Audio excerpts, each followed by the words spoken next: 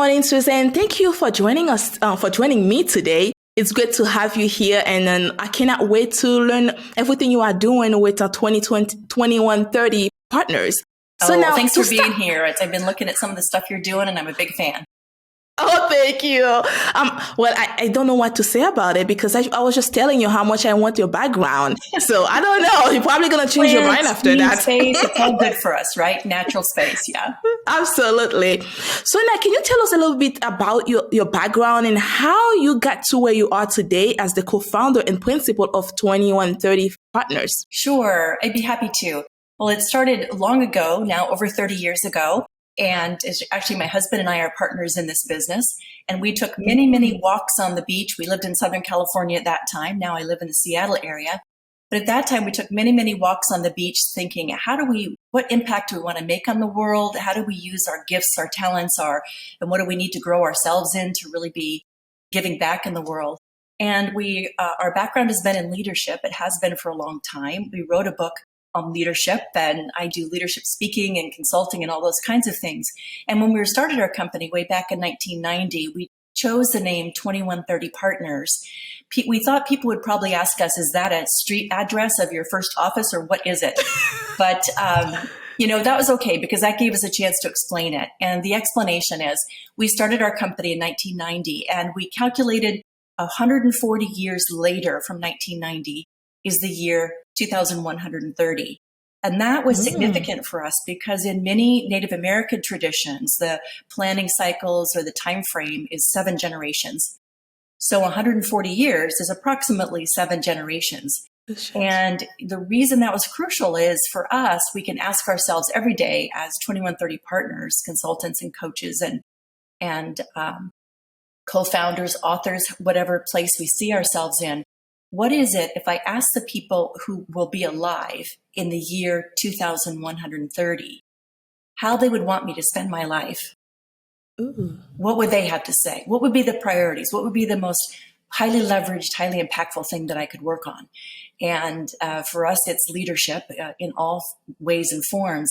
But also, even just the name of our company became a great way for us to work with clients. It helps us move outside of ourselves and up and out to a longer period of time where there won't be a statue to us or, probably my own grandchildren's grandchildren won't remember my name. And so it takes sort of the ego out of it to say, if I'm living my life in leadership for something bigger, for family, community, the world, what would that be? And how do I aim myself at that? So that's a long story to tell you really the origin story of the name of 2130 Partners. That's how our name got started. It was kind of funny. I was going to ask you why you picked the year 2031. Because I felt like it has something to do with the year. But now really you got me. That's something I need to think of. Yeah. In 2031, where are we going to be? So now I got to go think about that. Well, it's interesting too, because now one of the things that my husband and I have been involved with for almost 40 years is a nonprofit called the Hunger Project. And the Hunger Project's committed to ending hunger. And largely that means what we've discovered over 40 plus years is that it means a focus on women, gender focused. So gender focused, it also means a focus on community-led development. So the communities themselves gaining the skills and the attributes and the access and the resources to end their own hunger or end domestic violence or whatever is the thing that they want to create there. And so the the Sustainable Development Goals by the UN use the year 2030, so 2030. So it was interesting because our name of our company is 2130, which is 100 more years. And the focus of the work of the Hunger Project and that kind of side of the work that we do was on 2030. So you've got these, and now all of a sudden 2030 is going to be here. It's like tomorrow practically. Well, so pretty much. But wait, yes, you're right. I know it's 2023. It's March 2023 for Pete's sakes. We just keep marching along in time. Yes, it's flies. It's like you don't even know. It's like COVID hit in 2019, and then now it's like, wait, 2023. How did we get here? I know. Yeah. And some of that time I really sort of lost. Just as a kind of an aside, our work in 2130 Partners has been about coaching leaders. And so it means as a coach, sort of sitting in the background, coaching on those on the field, you could say, in their leadership skills for a better future for themselves, for their families, for their companies. And yet in 2017, I took a bit of a sidestep on that. And the Global Board of the Hunger Project asked me to step in as their global CEO and president. Ooh. And it was a particular time in the Hunger Project where that was an appropriate thing to ask for. And I felt that my skills and superpowers, you might say, were the perfect match for what the organization needed then. And I did a three-year term there as the CEO of the Hunger Project. And now I'm back to 2130 Partners and, coaching, strategic planning, facilitating, and asking the question, what else with my life? This is good. I'm happy. I'm a grandmother. I have, wonderful, great grandchildren, husband, fabulous marriage, and we live in a great place and all those things. And yet for me, I just don't feel that I'm done yet. So you're not done. You're not done. You're just getting started. What are you talking about? When are we ever done, right? When are we ever done? Nah, not woman. We're never done. We're just getting started. So now with 2131, can you tell us a bit more about the company, the services? How does it help leaders? Well, our methodology in 2130 Partners is called vision-focused leadership.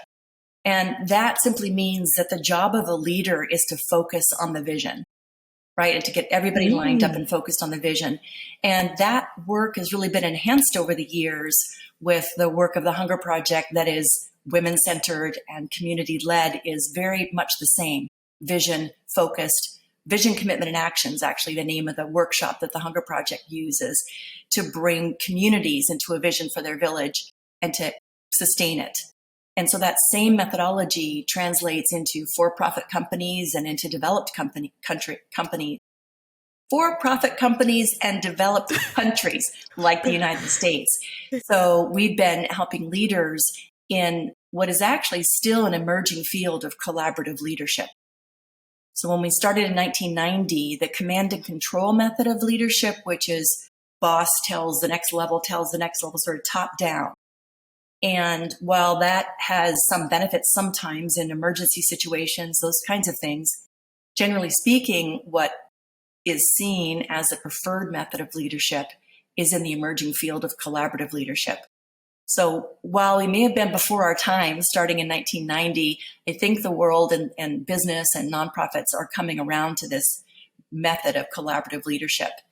And to kind of highlight that, I have a partner, Ann Peterson, and I have created this social impact project called Together, Better, Solve, that incorporates this collaborative field of leadership for change makers all over the world. So, there's the business, the strictly business side, I would say, that is about helping clients deal with their direct reports, create their visions that comes from a place of collaborative leadership. And, I probably don't need to tell you the benefits of that. I mean, you really have hearts and minds with you when there's a collaborative method of leadership versus the top down, let me tell you what to do. I know, and you don't, and you lucky person, you get to work for me, rather than that. It doesn't work really. No, it doesn't work really, especially with the younger generations. They have a different view of how they want to be treated at work. So I guess long story short, this emerging field of collaborative leadership has been our focus in 2130 Partners to help leaders switch from what they maybe grew up in, what their parents experienced, what they experienced as an employee, as they move into leadership, this collaborative field of leadership. And it can be quite a switch, quite a change for people. I believe so too, but I think that what you are doing is very helpful, especially you're starting this a very long time ago, you and your husband. That's it's been here for a while. And and I love the fact that you never change. It's like it stays the same. It's the same. The vision, the mission, everything that you both have behind the company, behind 2130 Partners stays the same. It's like the goal's still there and still, and I think I love seeing women creating things like that. That's not, I'm here today, tomorrow I'm gone. Right. Yes. Well, I think that's the nature of of where women think from, where they work from. It's the reason the Hunger Project has the focus on uplifting women and ending, the repressive things that keep women's voices out of decisions that need to be made for communities. Because when women get engaged and involved, say, for example, in community needs, they bring the issues of childcare, of good nutrition, Yes. of safe latrines, all sorts of things that give sustainability to the community and the village. And man, God bless them. I mean, we need them as well. And it is a co-equal partnership for sure. Yes. Is the best method. But generally, at least in the villages we've noticed in Africa, India, Bangladesh, in Latin America, they tend to bring a concern for physical objects like roads, bridges, those, houses, roofs, all of which are also important. But if you exclude the human side of it, which is what women tend to bring, then you're missing this hugely important piece to actually have sustainability over time. Yes. And then now when it's come to what type do you work with, like big corporations, small businesses, or do you have a limit, or do you support any type of business in general? Thank you for that question. I do have a couple of clients that work for really big organizations. Mostly, though, our emphasis has been on the small to medium-sized businesses, usually entrepreneur-led, because the entrepreneur or founder-led, because generally speaking, not always, but generally speaking, it's easier to get in touch and connect with their heart and soul of what had them create the business in the first place, what it is, what the difference that they wanted to make with their business. And when we can touch that place and then come back to the issue that they're working with today, how does this solution you're thinking of really get you what you wanted for the company in the first place, right? So working with small to medium-sized businesses is a heartfelt place for me to work, and has a lot of traction. And really, So the small to medium-sized businesses are the ones that have been growing and growing our economy. Anyway. That's true. So it sounds like the company, when your staff or your husband, anyone start helping a company, you guys really go deep into the company to understand where the vision, the mission, everything behind the company and the issues that they are facing and how to solve it properly. Yes. We in our vision-focused leadership methodology, we call the vision or the mission. We have this short form term we call Yonder Star. I'm holding my hand up. Or something. Maybe I had one of my stars or something around here I could hold you. I have these little squeezy toys that are in the shape of a star. Sometimes when I go, Yonder Star, I hold up the little star. But we use the word Yonder Star, the term Yonder Star, because so many consultants use the words vision, mission, purpose, intention, all those things, goals. So we use the term Yonder Star to say something that you want.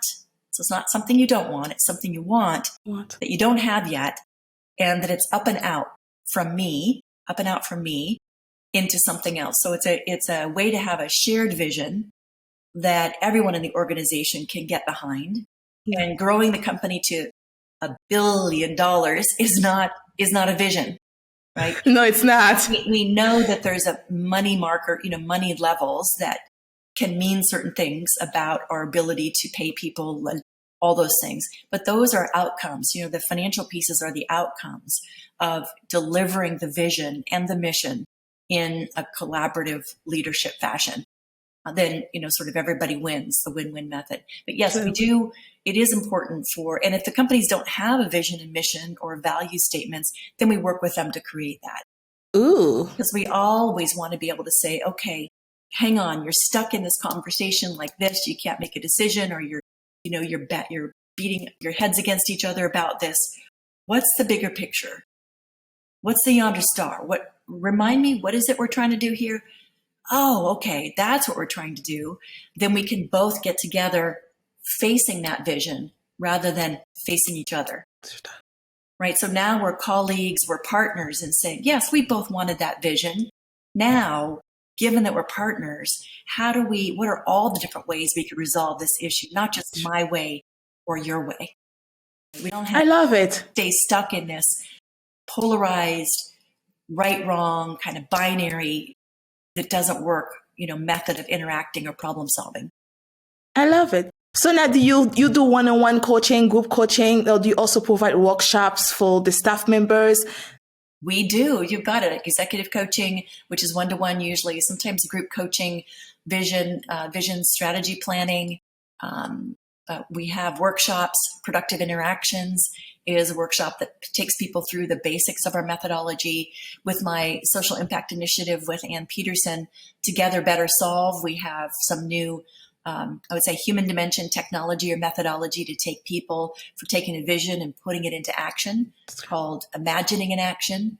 So we have that workshop. We have a summit in May that is to accelerate leadership in this new collaborative field of leadership, which is in May in Cancun, Mexico. So any of your folks who'd love to come to that. Ooh. So there's that. So we have a variety of venues. We also have our book, of course. So we have a variety of venues for people to engage with and get themselves up on the playing field of collaborative leadership. So now when you get into a company, for how long do you stay? It depends. We've been with some companies for a decade, and I have some leadership coaching clients that have been with me for 20 years. Wow. So, and then sometimes it's, a year, it really just depends on what they're trying to accomplish. My goal isn't to stay with them for 10 years or 20 years, right? My goal is that they get what they need to be self-sustaining.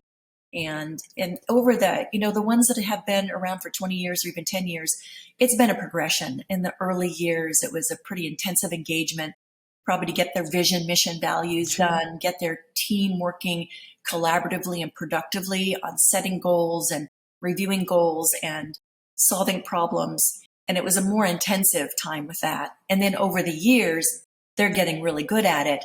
It's just sort of a light touch in, maybe semi-annual or quarterly check-in where we, pull the group together, see what issues they're having, what's their next level of growth or development. And how can you help? Yes, exactly. So now you're talking about the summit in Cancun. Can you tell us more about it? How do you go to, if you want to be a part of it? How does the whole thing will work in general? Yes, well, it is a gathering for leaders and change makers to network, to learn, to immerse themselves in this emerging field of collaborative leadership. It's in Cancun, again, May 14th to 21st. The website you could go to look at the information about it and also to register is www, of course, .illuminate.life. So it's ILUMN, the number 8, and then .life, LIFE. So illuminate.life, and just click on Annual Summit. There will be, our intention is, and we've been gathering, really a diversity of participants. There are people from for-profit companies, nonprofits. We have some native indigenous leaders going to be there, youth, of course, women represented very boldly and largely. So, and in some cases, in case any of your listeners or your followers would like to contribute to that summit and can't actually be there, we do have some participants who we want to have at the summit and can't actually afford the tuition. So we do have some sponsorship grants too going on to have people who can't be there to be able to show up.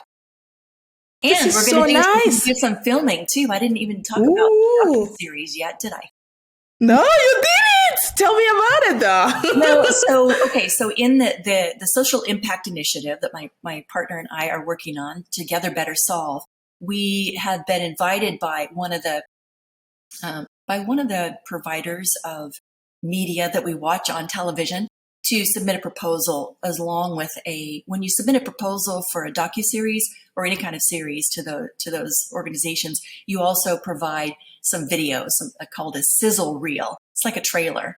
Okay. So we've been working on the proposal. The trailer, we're going to be doing some of the filming at the summit for the sizzle reel. And the idea behind the docuseries, like my vision anyway, is that was interesting to them, is that each of these episodes would demonstrate ordinary people and people in challenging circumstances, demonstrate how when they came together with a shared vision, they made a commitment, they got into action, that they could actually solve a huge issue. So, and I think that, Yes. the impression on the viewers, people like Netflix, Apple TV, all those folks who have those kinds of series, they have a huge number of viewers. Yes. So if I think in our psyche, in our human psyche, we've been just inundated with everything that's wrong and not working and is broken, and things that we're against and we don't want. And I think in the docuseries that people having access to seeing that things can work, big problems can be solved. If we come together, we can do better and we can solve it. So this Together Better Solve series, I just see as example after example in nonprofits in Africa, the communities in Africa, and the women in India, and here in some for-profit company in the U.S. and other places, that people see that over and over and over, this emerging field of collaborative leadership, when you focus on a shared vision, use this collaborative leadership style, come together, we can do better and we can solve things that isn't being handled in our current method. So the impossible is possible when we work together as one. Yes, absolutely. And I talked about the Yonder Star. It is such a believer and so passionate that while it's important for us to understand what we're against, it's important for us to understand what we don't want. The best benefit of that is for us to then flip it and say, if I don't want that, if I'm against that, what does that say that I'm for? What am I for? And let me talk about that, and let me demand that, and let me, insist on that. Let me be passionate for that. Because oftentimes when we're against things and we come from that sort of against energy, to me anyway, I see the benefit of that is to turn that energy passionately to what we're for and find other people that are for that. It's easy to be discounted if we're always speaking from, I don't like this, I don't want that, I don't want the other thing. It's like, well, then what do you want? You want? That's the biggest question. Right? In my coaching, and often in my coaching with women and women executives, that they can be very clear about what they don't want. To have them, I don't want to work, those kind of hours. I don't want to, I don't want to be away from home that often. Okay. So what do you want? Let's say what you want, and then become an advocate for that. Be your self-advocate for that. I want, working environment that supports my family's, lifestyle. I want to be home at 5 p.m. I want, say what you want. Let's go for what you want. And what you don't want is helpful and useful, mostly because it helps us understand what we're for. Yes. So if you take that into the bigger picture of our world, our communities, our nations, our world, what are we for? And let's work on that. That's a big question. It is. And it takes more than a few minutes to talk about, right? And I think that's also important, because so much more now with our texting and all the apps that have only a few characters or short time periods, it sometimes takes us away from thinking more deeply, from asking those deeper questions. And that's also very present in my coaching, is let's have a second thought. Or let's have a third thought even, or let's ask a deeper question rather than trying to come up with the answer. Yes. But now the documentary, I can't wait. So I can't either. It takes funding too, by the way. I understand it takes like $2 to $4 million to fund a documentary like that. And we do have a couple of connections, but that's another thing. If you know anybody who wants to fund a docuseries like that, the first step though is we've got to get the proposal and the trailer filmed. Sure. And then get it submitted to some of the organizations that do those things, get their feedback. We might have to, modify it a little bit, and then go for funding for the whole docuseries. So that's something I'm interested in spending my life on. Definitely. You are talking about what next for your life. It's right there. You already have it. This will take me a while, won't it? Yeah, that's going to take a while. So now when you say you're going to film the trailer and the summit, so are you going to include the guests that's there, or how is it really going to happen? Yes, there's some of the guests that we've specifically invited. For example, one of our, the vice presidents from the Hunger Project, vice president of Africa, he lives in Malawi, Roland's Kaucha. He's agreed to come to the summit. And one of the episodes, for example, I want to do is having him narrate an episode around how some of the villages in Africa, through women rising up women's leadership and community shared vision, how they solved their problem of abject poverty and hunger all the way to a thriving community in about 10 to 12 years. So I can picture him narrating that, and then having some film and some conversation with the women and the men.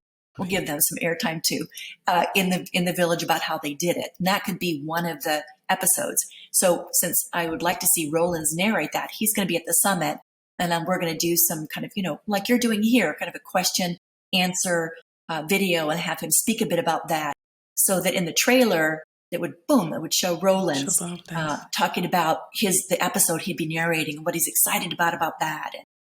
And we have some other characters that will also be at the summit to be able to film. And to the extent any of the, we come up with things during the summit, it's really the launch of the social impact initiative. So the thing I know about bringing very cool people together who are committed to great things, change makers together in one place, is somehow you can't quite predict either what is actually going to come from that. And I just sort of trust the universe that what's needed to happen will happen. We'll have a cohort of people who will, Ann and I can't just take this on ourselves. We'll have a cohort of people that will come out of the summit who will be interested also in working on this, as well as their own projects in life. And, it'll just spin off from there. I think magic will happen. Yes. Well, I'm sure you've been in situations where you had a plan, and yet when you get people together, if you loosen it up a little bit and have a little bit of flexibility, magic can happen and does. So that's what we're going for. But I know that you talk about funding for it. So how exactly do you want people to help funding it? Well, for funding the summit is really the first most crucial thing. And the funding that's needed is to get people the money that it takes to get people to the conference and to be able to stay at the conference who wouldn't ordinarily have that kind of funding. If we have a conference who is only of people who can afford to be there, that's not really diverse, right? Because it cuts off it indicates a particular economic level, which is fine. We can have people who can afford to be there. Certainly they should come. And to make sure that we have the diversity that we need, we're asking for people to sponsor people who could be there. And we have a list of people who've applied who like to come, and pending sponsorship, we'll have them there. And then they can be filmed for the docuseries too. Yes, exactly. But now, how does someone go about funding that? Well, okay, thank you for asking. Also, on that same website that I mentioned, the ILUMN8.life. So it's Illuminate, but that doesn't have all the letters. It has the number, Illuminate.life. Under Annual Summit, there's all the information about the summit, and there's also a spot for sponsorship.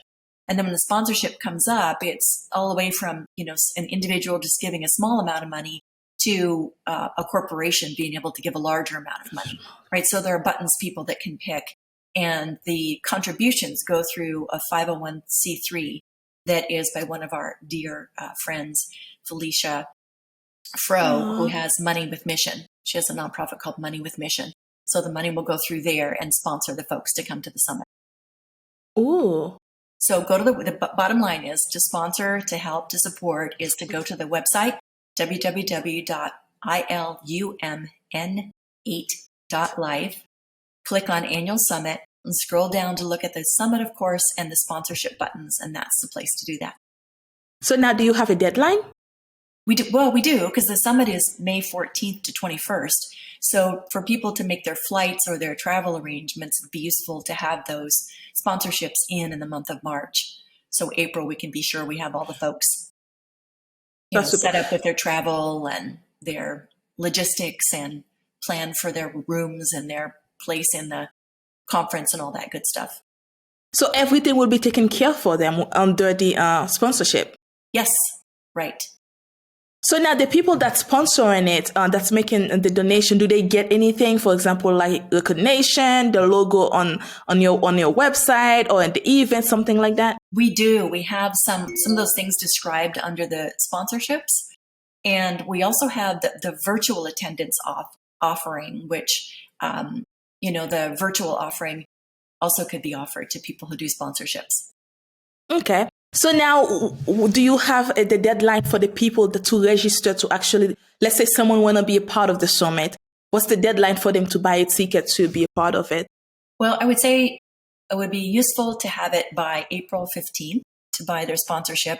What we are offering in the month of March is a discount off of the summit of $500. And that discount code, if they go on to register, is 2130 partners. So 2130 partners, 500. So that discount's good during the month of March. So until March. Yes. So don't be late. You can register as late as April 15th. However, why not get the 500 off and register in March? Yes, exactly. 500 off is a lot. I'll take it. It is. So now, also there's one other, I wanted to talk about your book because I know you co-author a book. Yes. Also, Accelerate High Leverage Leadership for Today's World. Can you tell us a little bit more about the book? Here's my example of Okay, yes, I can tell you about the book. It is, we wrote it in 2010. It took us 5 years to write it. It was really kind of a birthing creation to come up with all of the information we wanted people to have. Came about because in all of our workshops, we would often have people say, gee, how do I learn more about this? How do I get more in depth with this, more than we can just do in a workshop? And we thought, well, we don't really have any significant leave behind. And we thought, okay, a book is the answer. So the book is, as I said, it was written in 2010. I'm considering updating it, but actually when I look at the material inside, it's still very pertinent today because, again, as I said, it's in this still emerging field of collaborative leadership. So Accelerate High Leverage Leadership for Today's World. It's got 3 different sections. So the way you could read the book, the first section I recommend, about 30 pages, gives you all of the access to the methodology and the principles, everything that we use in our work. And then the back section called Practical Applications, has a bunch of recipes, so to speak, and outlines for how to have conversations in a collaborative way. And the middle part are all different chapters on different principles that we recommend. So you can really just, read the first 30 pages, page through to the contents, whatever interests you in there, and just, you don't have to read it. In other words, you don't have to read it linearly from front to back. You can just pick whatever topic interests you and read that. And the back, when you're trying to implement a conversation, there's lots of coaching in the form of outlines for you. So who co-authored, who did you co-author this with? With my husband, Dwight. I don't know if you can see yes. Beautiful picture there. Yes. And we're still married. So we are business partners. We're both MBAs. We're both very interested in the field of business and leadership. It's probably one of the things that brought us together. That and, my interest in the Hunger Project was instrumental in bringing us together. So we co-authored it together. Lots of people said, don't write a book with your husband. It'll end in a divorce. And so we're very still there. Married. Our anniversary is coming up. You two do everything together, it seems like, from starting a company, writing books, nonprofits, summit, everything together, living together, married together, obviously. So how? Because not everyone can do that. Yeah, so it seems like we spend a lot of time together. However, people often say that. However, owning our business together, running our business together, usually we would each be at our own clients. Very seldom would a client have both of us there at the same time. And when we're doing one-on-one coaching, we each have our own one-to-one coaching clients, as do our people who work with us, our associates. And then on our nonprofit work, we have done before I was the CEO of the Hunger Project, for the 30 years we were engaged with the nonprofit before that, we did do many international trips together with the Hunger Project to the places where people on the ground are really making a difference in their lives. We did that together. We did write the book together. That's true. We decided we wanted to find a place to go, and quiet place to spend 3 weeks and just write. And we did that. We went to Antigua and spent some time with a woman who was helping us gather our thoughts and put it into words. So we've done that. And then when I was the CEO of the Hunger Project, I almost never saw him. I was traveling 3 weeks a month to places like Burkina Faso and Bangladesh and Dhaka, Bangladesh, and places like that. And of course, he was here keeping control of our leadership development business for those 3 years. So I hardly saw him at all. So, and then COVID hit, right? And they're home together all the time. And we got to know each other again, which was joyful. But all in all, and yes, we vacationed together. So all in all, we do have a lot of common interests. And I think the biggest thing of all is we have a shared vision of the kind of world we want to live in, that we want our kids and grandkids to live in. We want our clients to help create. So having that shared vision together has been important. And our shared vision statement is oh my gosh, I just was going to tell you it. I have it right. Of course, it got away. It's influencing resources and resourcefulness such that each and every person on the planet has an opportunity for a healthy and productive life. So, the key elements there are that everyone on the planet has the opportunity for a healthy and productive life. And then our world, our contribution is influencing our resources and resourcefulness to make that happen. Because, largely in the field in the methodology of community-led development, it isn't us, white woman, American, middle class who's going to solve something for someone in Africa or someone in India or Bangladesh or Latin America who wants or even here in the US who wants a change in their life. But I can harness my resources and my resourcefulness to support and be an ally. And that's what I love about what you are doing. You stand for all women. Yes, they're all my sisters. It was the thing that attracted me to the Hunger Project in the first place. When I actually learned and got myself educated about how women in lots of parts of the world are living. And at the time, I was a thriving young businesswoman in Southern California with lots of, some limitations to my opportunities, as we know, glass ceiling, even for someone like me. And at the same time, learning that so many of my sisters and aunties and, all around the world were not allowed to learn to read, could not go to school, could not vote. It just didn't work for me to have those things and be satisfied with where I was in my life, while my sisters didn't have that either. So it became very important for me to be looking to see what were the barriers in my own life as a woman, not solely for myself, but because that's what my sisters are doing. So if I'm going to be where I live, complacent and comfortable because it's good enough, then I felt like I'd be selling out on my sisters around the world, and truthfully in our country as well, right? It isn't. Yes. You don't have to go to see a woman in Africa or in India or in Latin America or Bangladesh to see that the heartbreak of the lack of opportunities and the systemic repression and all those gender bias and sorts of things. So I think that's it for me. It isn't just for me. It's that I feel like I'm searching for, I'm pushing hard and for, maybe not as much as my sisters in Africa and India and South America are, but I feel like I'm pushing at my limits of comfort and taking on challenges and not being satisfied with status quo in a way that is vision focused, right? In a way that's saying what I'm for and where I'd like to see us headed rather than what I'm against. So pretty much it's us heading the same place together instead of this one left behind, the other one left the other way, and then one standing up front saying, I got it all. I think it's not fair. I think that together, when we work together, we create we create great things. And because even the poor person that's sleeping under the bridge, you have no idea how smart that person can be. Just unfortunate enough they don't have a home because they're not fortunate enough to have it.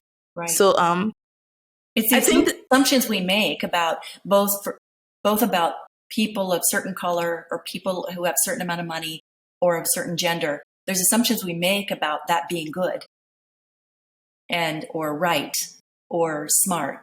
The same way we make assumptions about lazy or not smart, or we make those assumptions and they're just not true. in either direction. There's the opportunity that each one of us can, when given the opportunity, can really shine.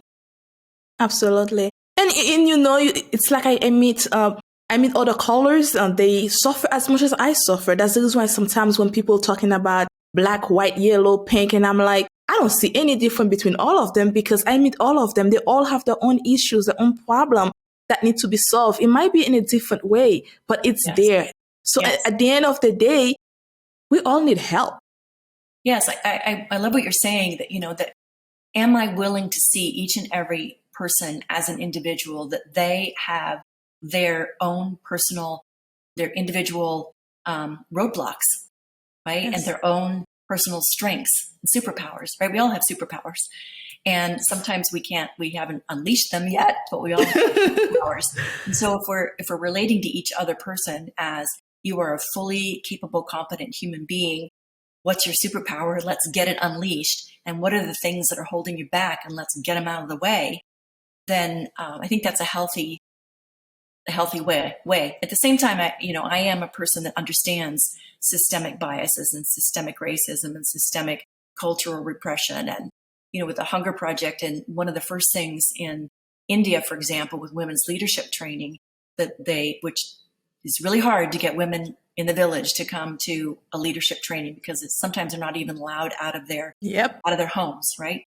The first day of the leadership training that my husband and I were privileged to be able to observe as investors and traveled there, was the first day was on selfhood, because they had never heard their name spoken to them. They were only known as somebody's mother or somebody's wife or somebody's daughter. They were always addressed by so-and-so's wife, so-and-so's daughter, so-and-so's mother, never actually had their name heard. So this whole day on selfhood, that I am a person, I matter, I have a voice, I have a brain, I am here, I'm in the world.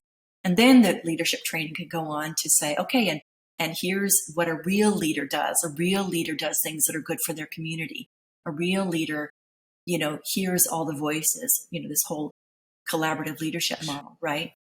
But it's, so, in that case, it was women in India. In the case of women in Africa, it's a different story. I'm, been in poverty all my life. My family's been in poverty. That is just my life. I am a woman.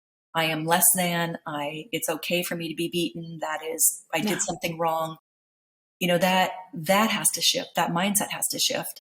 And in women in Latin America, it's like we are a conquered people. We were conquered 500 years ago. We are less than. Indigenous foods are, not like the fancy foods of white people. All those kinds of self-conversations have come about over hundreds of years of being told those conversations, being repressed and violence and all kinds of things.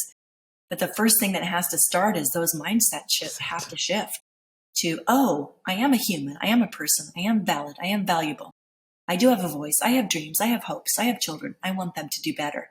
So that shifting into that mindset, and then when we can see each other as, fully equal human beings, and all with dreams and superpowers, that just going to take all of our I keep picturing these Marvel characters, all the different superheroes now. There's so many of them, and one of the things my partner Ann Peterson and I have said is, like, it's time to take off the superhero cape.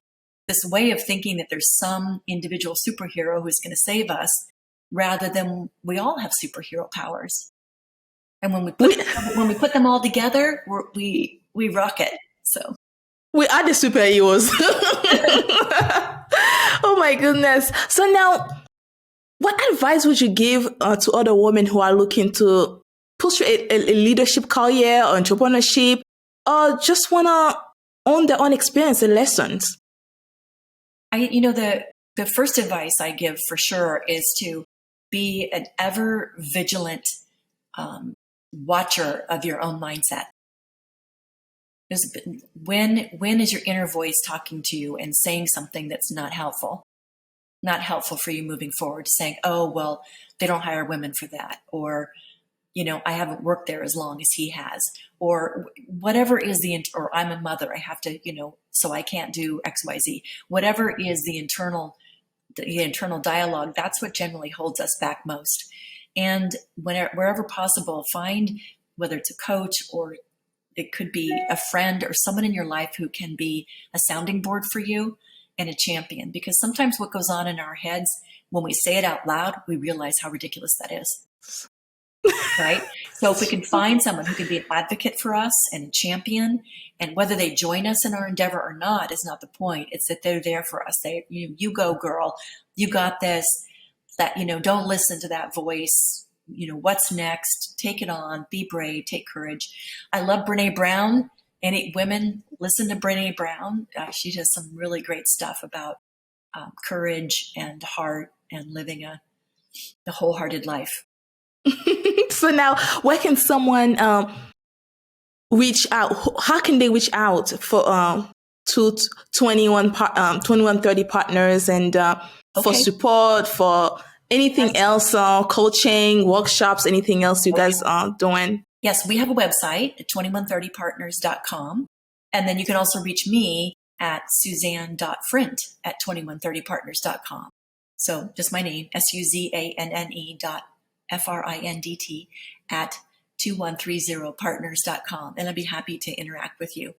Our website, I think, has a link where you can connect with me as well. But you and your husband and the rest of the team of 2130 Partners are doing excellent work.